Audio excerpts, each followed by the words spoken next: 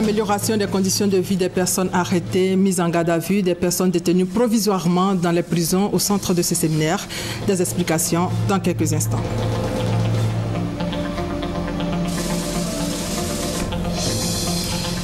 Depuis 1991, la communauté internationale consacre la période allant du 25 novembre au 10 décembre de chaque année à la lutte contre toutes les formes de violence basées sur le genre. Sur le sujet, la déclaration du gouvernement ivoirien dans ce 13h. Lutte contre Ebola, les artistes africains se mobilisent contre l'épidémie. Enfin, vous voulez en savoir davantage sur le festival qui se tient tout à l'heure. Bienvenue à tous. Il se tient en ce moment un conseil des ministres extraordinaire. D'importantes décisions seront prises au cours de ce conseil. La réunion est présidée par le chef de l'État. Ce soir, le compte rendu complet de notre envoyé spécial, Viviane Aïmé. Le chef de l'État, Alassane Ouattara, président du Conseil supérieur de la magistrature, qui a pris part hier à la rentrée judiciaire de la Cour suprême, cérémonie marquée par l'installation de nouveaux membres de la Cour suprême. Jérôme Kofi Aboulé. Elle s'est déroulée exceptionnellement à l'hôtel communal de Cocody.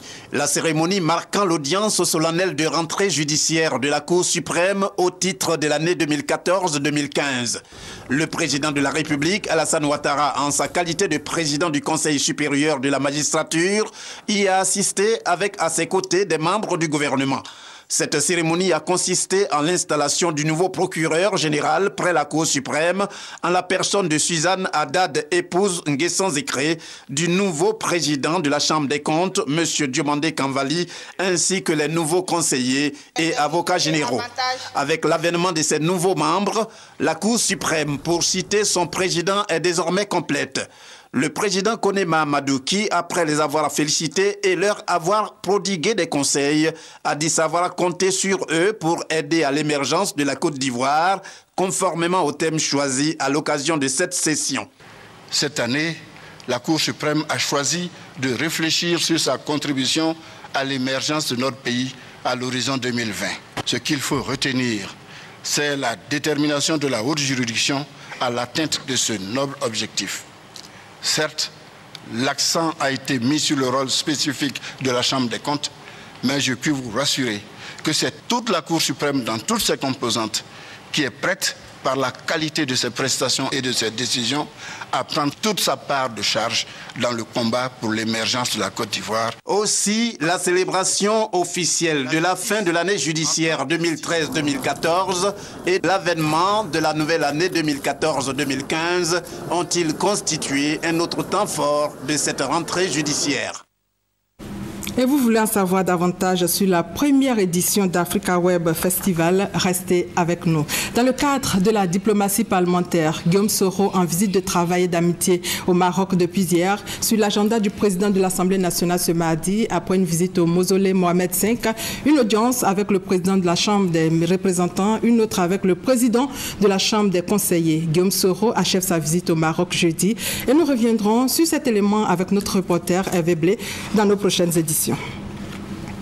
Dans l'actualité également, la garde à vue et la détention préventive au centre d'un séminaire. Il s'agit de penser à l'amélioration des conditions de vie des personnes arrêtées, mises en garde à vue, des personnes détenues provisoirement dans les prisons. Abou Sanogo pour plus de détails. Les conditions des personnes arrêtées, mises en garde à vue et celles détenues provisoirement dans les prisons ivoiriennes connaîtront une nette amélioration dans les mois à venir. C'est ce qui ressort de la réunion stratégique pour la mise en œuvre des lignes directrices de Luanda en Côte d'Ivoire. Le garde des Sceaux vous assure-t-il de son engagement à œuvrer ensemble avec vous à l'édification d'une justice saine et au changement profond des mentalités de ses acteurs afin de garantir les droits fondamentaux des populations ivoiriennes? Réunis pour le lancement des lignes directrices de Luanda en Côte d'Ivoire, les partenaires de la Côte d'Ivoire en matière de droits de l'homme, le Programme des Nations Unies pour le développement, PNUD, le rapporteur spécial sur les prisons et les conditions de détention, ainsi que l'Observatoire ivoirien des droits de l'homme, OIDH, se disent prêts pour aider l'État ivoirien dans le respect des droits de l'homme et de sécurité des personnes détenues à travers la mise en application des lignes directrices de Luanda. Cela tombe à pic dans la mesure où la Côte d'Ivoire est justement en train de procéder à la modification de ce code criminel usuel, à savoir le code de procédure pénale et le code pénal. Notre apport sera donc celui de porter la connaissance de tous qu'il existe des normes et des standards internationaux en la matière, standards dont il faut tenir compte dans la révision de nos tests. Adopté par la Commission africaine des droits de l'homme et des peuples, ADHP, lors de la 55e session ordinaire du 28 avril au 12 mai à Luanda, en Angola, les lignes directrices ont pour objectif garantir le droit à la vie, à la dignité, à la sécurité et à un pouvoir judiciaire indépendant des personnes arrêtées, mises en garde à vue et celles détenues provisoirement dans les prisons.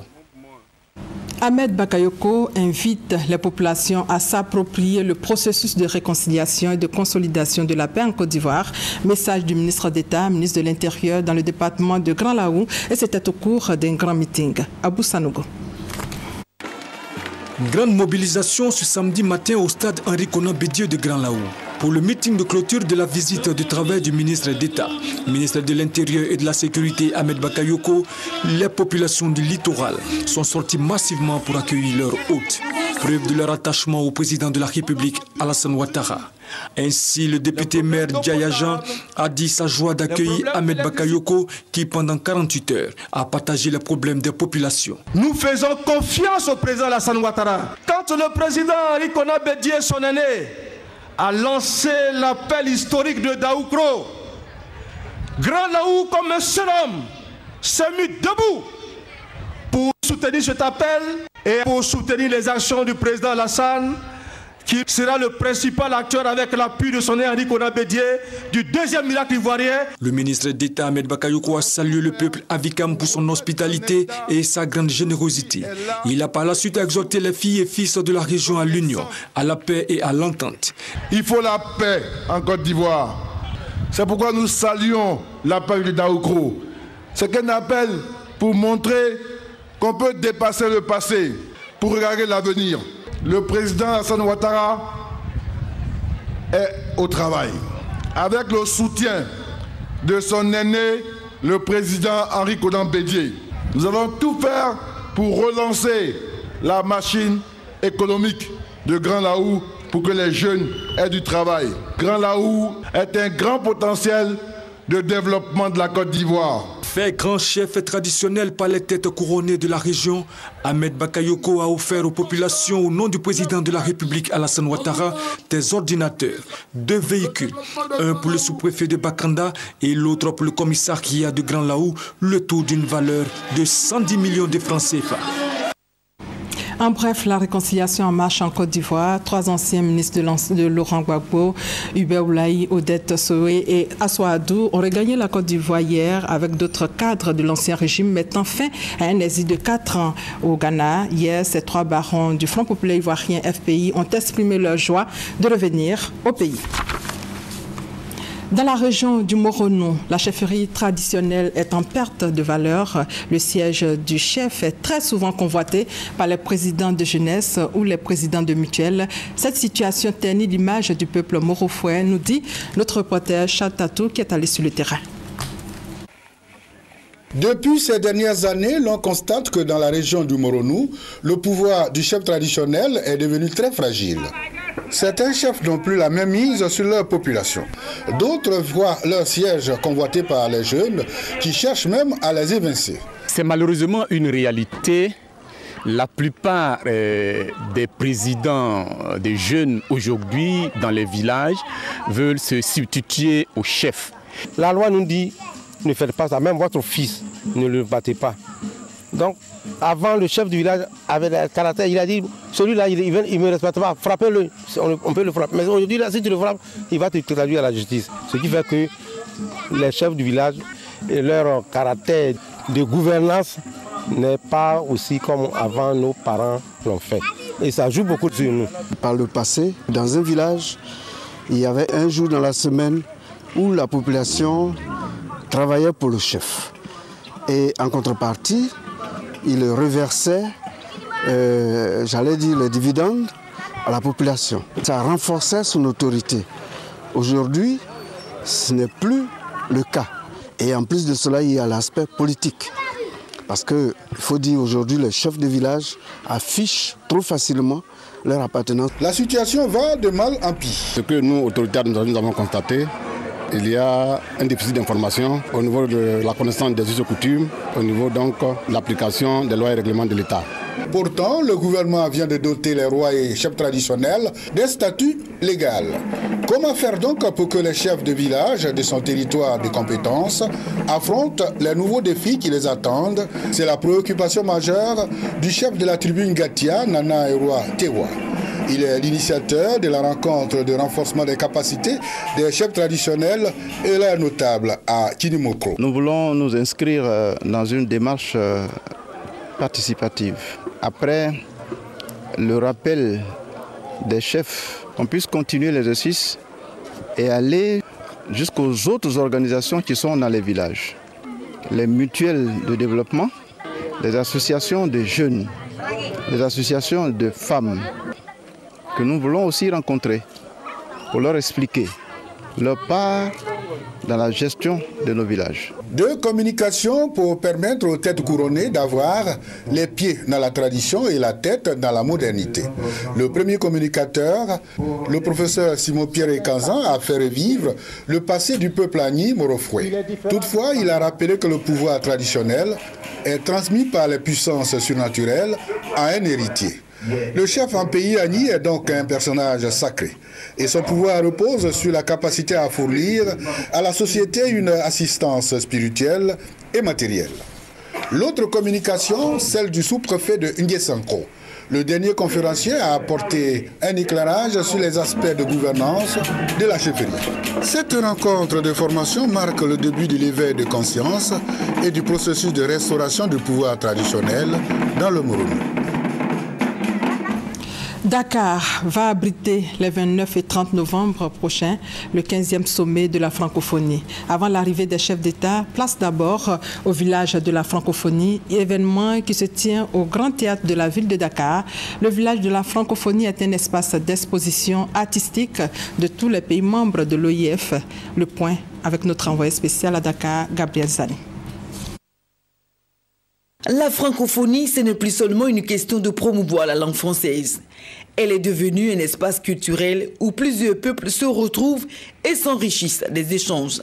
En prélude au 15e sommet de la francophonie qui se tiendra les 29 et 30 novembre, s'est ouvert le lundi 24 novembre le village de la francophonie au Grand Théâtre de Dakar, la capitale sénégalaise. C'est le Premier ministre sénégalais Mohamed Dionne qui a procédé à l'ouverture du village subdivisé en stand d'exposition, salle de conférence et podium pour les spectacles. Pour le Sénégal, c'est une grande fierté. C'est déjà avec un immense bonheur et un plaisir que de recevoir encore le sommet. Le président de la République du Sénégal, le président Macky Sall, va recevoir ses pairs pour communier autour de la francophonie. Le village de la francophonie est un marché où se vendent les produits des pays membres de l'OIF, Organisation internationale de la francophonie. La Côte d'Ivoire y est fortement représentée. Selon le ministre Maurice Bandama, le pays veut relever plusieurs défis et aussi rendre hommage à Abdou Diouf, le secrétaire général de l'OIF. Ce sommet va consacrer un hommage au président Abdou Diouf, qui a consacré 12 ans de sa vie à cette organisation. Sous son mandat, notre organisation a connu un grand rayonnement. Durant tous les travaux, à l'issue desquels sera désigné un nouveau secrétaire général de l'OIF, la diversité culturelle sera à l'honneur. Mais avant les travaux de la 15e conférence des chefs d'État et de gouvernement des pays ayant le français en partage, ici aura lieu le 25 novembre 2014 au Centre international de conférence de Dakar, la 93e session du Conseil permanent de la francophonie. Ce conseil sera présidé par Abdou Diouf, le secrétaire général de la francophonie, et le conseil se penchera évidemment sur les questions d'ordre politique, économique et diplomatique des pays francophones. Et c'est aujourd'hui, mardi 25 novembre, la 93e session du Conseil permanent de la francophonie se tient donc en ce moment. Les temps forts ce soir avec Gabriel Zani depuis Dakar. Passons à cette interrogation. Comment amener les entreprises africaines à être compétitives sur le marché mondial? Comment permettre aux chefs d'entreprise de négocier des marchés et de les obtenir? Pour répondre à toutes ces préoccupations, un colloque international sera organisé à Abidjan les 27, 28 et 29 mai 2015. Les enjeux avec Francis Boifo. L'Afrique représente 2% dans l'économie mondiale. Et nous avons un problème de déficit de compétitivité par rapport aux entreprises internationales. Pour accompagner le développement de l'entreprise africaine et de ses marchés, il sera organisé du 27 au 29 mai en Côte d'Ivoire le colloque international d'Abidjan, COLIA. C'est une plateforme de dialogue public-privé entre des chefs d'entreprise, des investisseurs et des décideurs financiers sur la question de la compétitivité des entreprises africaines. En choisissant la capitale économique pour abriter cette rencontre, les organisateurs entendent faire bénéficier à la Côte d'Ivoire des retombées du COLIA. La Côte d'Ivoire est première puissance économique de l'UEMOA, l'Union économique et monétaire ouest-africaine, et troisième puissance au niveau de la CEDEAO, Communauté économique des États de l'Afrique de l'Ouest. Abidjan, capitale africaine des technologies de l'information et de la communication, ce pour 3 jours à la faveur de la première édition d'Africa Web Festival, une plateforme d'échange sur le numérique. Ouvert ce lundi, ce rendez-vous panafricain du web planche sur la nécessité pour l'Afrique d'aborder son virage numérique. Mahamadou Traoré et Abou Sanogo. Africa Web Festival, ou quand l'Afrique décide de prendre en main son destin numérique. Durant 3 jours, le Gotha africain du web se réunit sur le bord de la lagune Ébrié.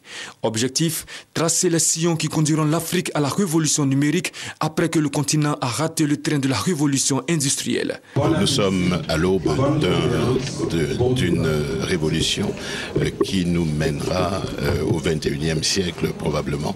Et les économies de demain, les entreprises de demain seront sous la houlette du numérique, c'est indubitable. Toutes les projections, qu'elles soient faites par de grands chercheurs ou même la Banque mondiale, nous l'indiquent. Restent cependant à lever certains obstacles sur le chemin qui mènera à ce virage numérique. Ce sont entre autres le financement des initiatives et innovations Made in Africa et la démocratisation des technologies de l'information et de la communication.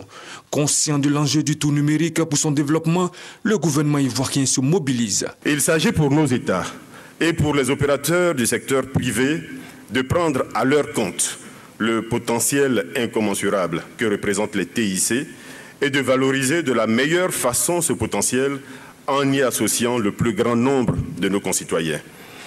Au niveau de notre pays, la Côte d'Ivoire, le développement des TIC fait l'objet d'une attention constante du gouvernement. Et dans cette perspective, un programme ambitieux de développement de cette technologie est mis en œuvre. Ce programme est en parfaite cohérence avec la vision et l'ambition du président de la République, son Excellence M. Alassane Ouattara, de faire de notre pays un pays émergent à l'horizon 2020. Moment crucial de ce virage numérique, juin 2015, date à laquelle les télévisions africaines devront basculer de l'analogique au numérique. On ne peut pas parler de médias sans parler de numérique. Les deux sont imbriqués. Quand on parle de numérique, c'est également les médias, parce que le numérique permet d'avoir effectivement une bonne qualité d'image, des sons, évidemment, d'avoir une multiplicité effectivement de chaînes. C'est en cela que c'est intéressant. La Côte d'Ivoire va basculer bientôt de l'analogie au numérique. Donc on aura le numérique partout, que ce soit à la télé, à la radio. Donc c'est important pour les jeunes générations effectivement d'être dans l'air du temps. Plus de 2000 participants venus de toute l'Afrique prennent part à ce grand rendez-vous africain du web. L'initiative est de l'agence de communication Mandingo en partenariat avec le groupe RTI. Et on retrouve présentement notre reporter Michel Digré qui est sur place à l'espace La Trio de Plateau avec un invité pour nous parler de la révolution numérique en Afrique. Bonjour Michel. Oui, Delphine Blas, bonjour. Qu'entend-on par révolution numérique? L'espace La Trio Event. Oui, Delphine Blas. Delphine Blas, bonjour. Depuis hier, l'espace Latrir aux deux plateaux est le temple du savoir-faire et de la créativité dans le domaine du numérique et des TIC. La première édition du Africa Web Festival reçoit plus de 2000 participants venus du monde entier pour la grande messe africaine du web. Ils sont présents pour découvrir le virage numérique de l'Afrique, comme l'indique le thème de cette édition, mais aussi pour contribuer à propulser la révolution numérique du continent. avec l'un des invités spéciaux de ce festival, Monsieur Maka Koto. Bonjour. Bonjour. Vous êtes ancien ministre de la Culture et de la Communication au Québec. Vous êtes par ailleurs membre député du Parlement québécois. Quelles sont les raisons qui justifient cette participation à ce festival? Je vous dirais d'emblée qu'à titre de fils d'Afrique et œuvrant en Amérique du Nord, je ne pouvais décliner l'invitation de Madame Diawara, qui est une invétérée combattante défendresse des intérêts de la à l'étranger, très respectée dans son milieu à Montréal, et je suis ici pour contribuer à la réflexion, notamment pour témoigner de l'impératif pour les États africains de ne pas manquer ce train du virage numérique. Alors, M. Maka, première question, quel est l'état des lieux de l'utilisation du numérique en Afrique par rapport au reste du monde?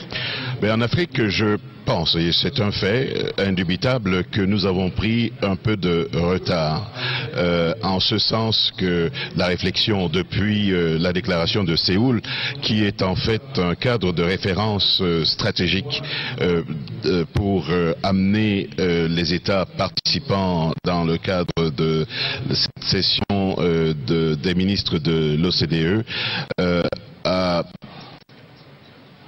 drainer dans leurs pays respectifs des idées pour amener les intervenants, l'État, en partant de l'État, les entreprises, les citoyens, dans un écosystème qui amènerait une meilleure appréhension du numérique. Nous avons en Amérique du Nord réfléchi dans toutes les sphères de l'activité humaine, que ce soit en éducation, en santé, en culture,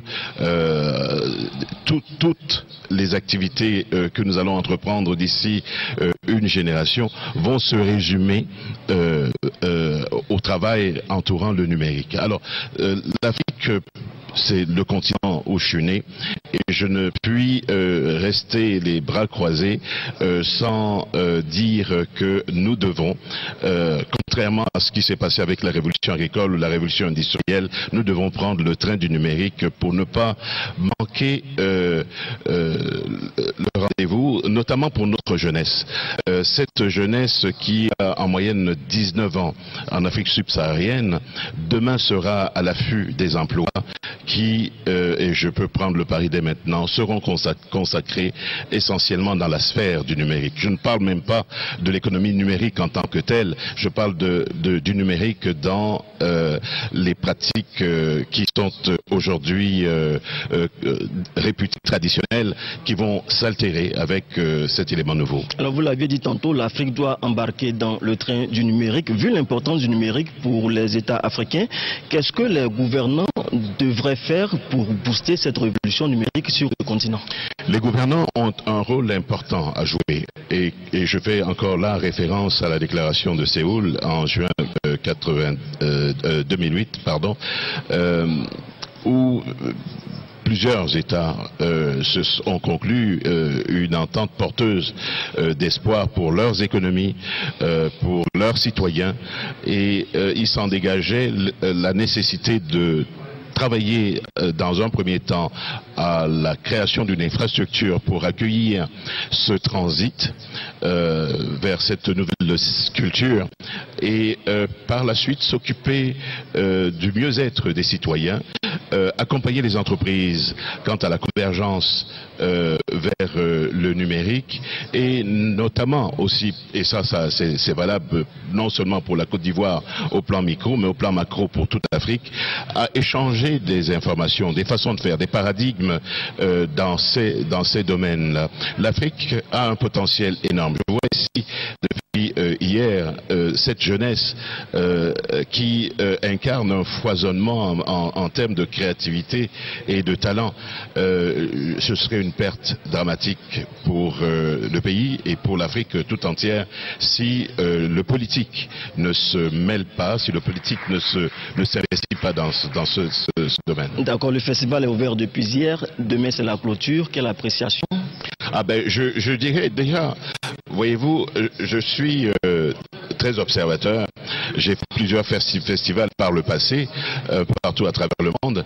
En arrivant hier et en écoutant les discours des ministres qui ont défilé sur scène, notamment le ministre d'éthique, je me suis dit quel bonheur. Quel bonheur de voir une messe aussi importante pour l'avenir de l'Afrique commencer avec un pas aussi dynamique. J'espère que nous irons loin et j'espère que collectivement nous aurons, avec la contribution des entreprises, la contribution de l'État et des États africains, nous irons très loin dans ce domaine parce que le numérique est là pour rester très très longtemps. Vous avez pris la mesure depuis l'arrivée d'Internet des pas qui ont été faits. Mais nous ne sommes qu'au 10e des capacités de ce que nous offre Internet. Il reste 90%. Alors ne manquons pas ce train et je pense que ce festival est un bon premier pas dans la bonne direction. J'espère que les autres États africains vont copier la Côte d'Ivoire en ces matières. Merci bien. Merci Monsieur Maka Koto qui, je vous le rappelle, est ancien ministre de la Culture et de la Communication au Québec. Il est par ailleurs député à l'Assemblée nationale du Québec. Avec lui, nous avions échangé sur les enjeux de la révolution numérique en Afrique. Merci Delphine Bla. À vous le studio. Merci Michel Digré pour cet entretien sur la révolution numérique en Afrique. On rappelle que c'est à l'occasion de la première édition d'Africa Web Festival qui se tient depuis hier à l'espace Latry aux Deux Plateaux. L'événement prend fin demain. Les violences basées sur le genre, qu'elles soient commises en situation de paix, de guerre, de catastrophes naturelles ou de post-conflit, interpellent de par leur gravité l'ensemble des États. La lutte contre ce fléau constitue donc une préoccupation pour la communauté internationale. Aujourd'hui, 24e édition des 16 jours d'activisme contre les violences basées sur le genre, le gouvernement ivoirien insiste sur la nécessité d'aborder la question des violences faites aux femmes et aux filles et de promouvoir leurs droits humains afin de leur assurer protection et sécurité. Ben Touré et Hamza Diaby. Les chiffres parlent d'eux-mêmes. Entre 2011 et 2013, au moins 548 cas de violences sexuelles liés à la crise post-électorale ont été enregistrés. Le gouvernement veut inverser la courbe. Une campagne de 16 jours d'activisme est donc initiée. Elle débute ce mardi 25 novembre et va se dérouler de façon éclatée sur toute l'étendue du territoire. Nous avons un acquis très important relatif à cette lutte-là. Il s'agit de l'adoption par le gouvernement d'une stratégie nationale de lutte contre les violences basées sur le genre. C'est un document éminemment important qui permettra la prise en charge holistique de toutes les victimes, depuis donc leur agression jusqu'à leur réinsertion sociale. Nous espérons en tout cas que ces 16 jours permettront une prise de conscience individuelle mais aussi collective. Le gouvernement, par la voix de la ministre Anne-Désirée Ouloto, n'entend plus tolérer les violences faites aux femmes, surtout à la petite fille. Je voudrais saisir cette opportunité pour attirer l'attention, notamment des adultes, qui commettent ces actes crapuleux sur des enfants de moins de 15 ans, sur de petites filles. Qu'est-ce qui peut justifier un tel acte criminel ? Le gouvernement veut afficher sa détermination à venir à bout de ce fléau. 2 numéros verts sont opérationnels. Allo 116 enfants en détresse et le 800 00 800 ouvert 24 heures sur 24. Des lignes gratuites pour dénoncer tout cas de violence faite aux femmes et aux petites filles. Ebola fait peur. Le cap de 5000 atteint en Afrique de l'Ouest. Les artistes africains ont décidé de se mobiliser contre cette épidémie. Du football pour terminer, entamé depuis le 18 octobre dernier avec 12 équipes. La 2e édition du tournoi de l'amitié a connu son apothéose. La finale a opposé les gendarmes à une structure bancaire. Les forces armées se sont imposées au tir au but 5-4 sous le regard du ministre de la Défense Paul Kofi Kofi et des autorités militaires. Les temps forts avec Aude Allegbe. 2e V pour les gendarmes footballeurs qui se succèdent à eux-mêmes au terme de la 2e édition du tournoi de l'amitié. Cette joie est justifiée car les gendarmes étaient en face d'une équipe déterminée. Venus en conquérant sur les bases de la gendarmerie, les banquiers ont investi tous les compartiments des forces armées. Heureusement que Martial Kofi arrive à ouvrir le score à la 37e. 1-0 pour les gendarmes. L'égalisation ne tarde pas. 1 minute après, les banquiers obtiennent un pénalty transformé par Arnaud Gueye. Un but de part et d'autre. Après l'oxygénation, les banquiers qui ont bien étudié le jeu de l'adversaire protègent leurs acquis avec une défense farouche. C'est finalement le peloton de la gendarmerie nationale qui s'impose 5 buts à 4 après une séance de tir au but. Le ministre de la Défense, Paul Kofi, salue le fair play et l'esprit de famille des participants à ce tournoi. Je suis vraiment impressionné par la gendarmerie, par sa sérénité et à jouer sans état d'âme et sans complexe. En tout cas, bravo et félicitations aux organisateurs du tournoi, donc au service des sports des armées. Félicitations à la gendarmerie vainqueur, félicitations à la police, mais surtout à l'état-major des forces républicaines qui a donc organisé ce tournoi. Après les 1 but partout, on a vu qu'il ne fallait pas être cardiaque. Et je pense que, encore une fois, la gendarmerie a gagné. Ce tournoi a été initié par le ministère de la Défense dans le but de marquer la fraternité des corps armés en Côte d'Ivoire avec les forces impartiales et les civils. Et c'est la fin de ce 13h. Merci de votre fidélité.